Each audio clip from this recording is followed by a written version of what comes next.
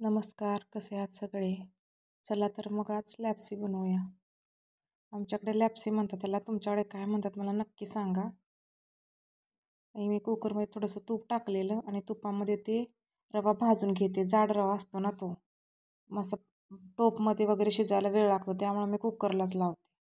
4-5 शिट्ट्या झाल्या की चांगला शिजतो तो. पाणी आपण अंदाजाने त्याचं ओतायचं. आता ही लॅप्सी भाजून झाल्यानंतर मी त्याच्यात ओला नारळाचा किस टाकते. तुम्ही सुका नारळ टाकला तरी चालेल. कोण कोण नारळाचे असे काप करून टाकतात, कोणी खिसून टाकतं, कोण मिक्सर लावून टाकतात. मी तो मिक्सरमध्ये जाडसर वाटून घेतला आहे. आणि आता ह्याच्यामध्ये जर गरम केलेलं पाणी ओतूया. गरम केलेलं पाणी ओतलं की काय होतं, शिट्ट्या पण पटकन होतात, लवकर शिजली जाते लॅप्सी. थंड पाण्याने जरा वेळ लागतो ना. आता हे नीट मिक्स करून ह्याच्यामध्ये थोडी बडीशेप टाकूया. बडीशेपने टेस्ट छान लागते आणि पचन पण होतं ना व्यवस्थित, त्यासाठी बडीशेप टाकायची. थोडंसं मिठानं काय चव वाढतेच त्याची.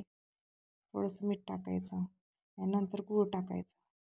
गूळ हा आपल्या अंदाजानं टाकायचा, कारण आपण वेलदोडे पण मिक्सर लावताना काय काय लोक साखर टाकतात.